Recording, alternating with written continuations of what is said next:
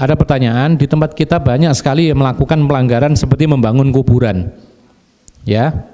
Sementara dalam hadis ada larangannya. Bagaimana korelasinya dengan al-urfu atau al-adatu muhakkamah?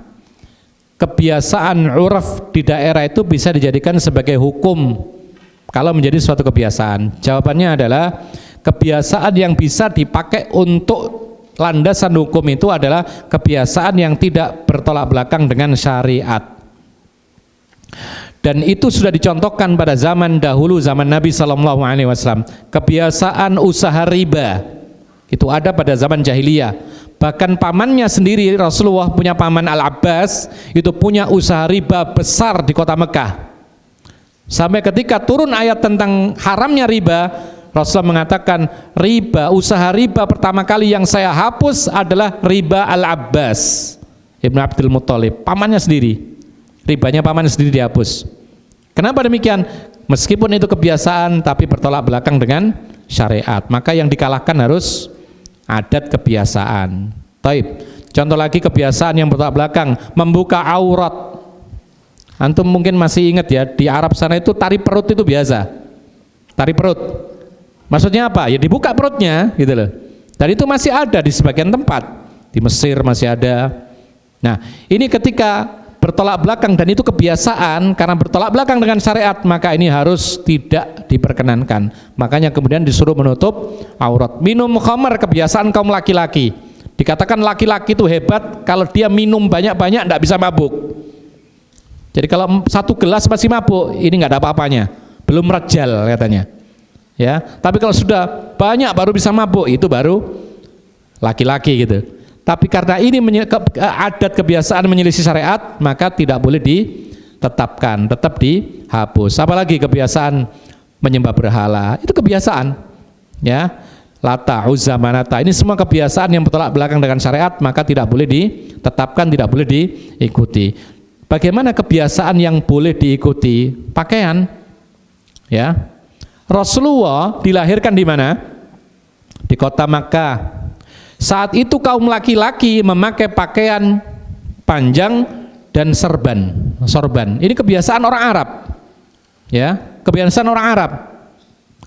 Cuman apa? Cuman bajunya landai, menutup mata kaki. Maka ketika Nabi diutus oleh Allah SWT menjadi Nabi, dilihat pakaian jubah, pakaian serban, adat kebiasaan diikuti oleh Rasulullah. Rasulullah tidak membuat cara pakaian sendiri. Ya, Rasul tidak bikin congkok hitam, enggak. Tapi Rasul mengikuti kebiasaan. Kenapa demikian? Karena itu kebiasaan adat yang dibolehkan, tidak bertabrakan. Yang bertabrakan dikoreksi seperti isbal. Maka Rasul tinggikan kain sarungnya, kain jubahnya supaya kelihatan mata kakinya, seperti itu. Ya. Dan masih banyak kebiasaan-kebiasaan seperti masalah membangun bangunan.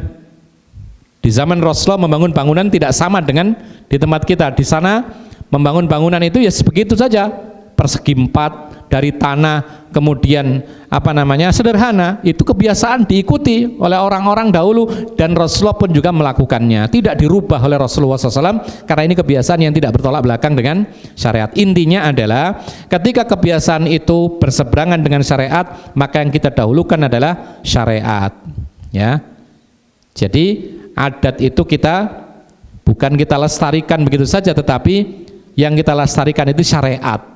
Jadi yang adat yang sesuai dengan syariat silakan. Kalau tidak, maka syariat yang harus didahulukan. Dalam hal masalah membangun kuburan, kita katakan bahwasanya itu dilarang dalam Islam.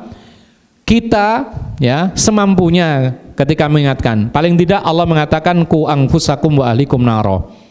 Jagalah dirimu sendiri dan keluargamu dari api neraka. Kalau bisa keluarga kita, sebelum keluarga kita sendiri. Kalau di kebiasaan masyarakat kita seperti itu, kita wasiat, nanti kalau saya meninggal dunia jangan dibangun kuburan saya.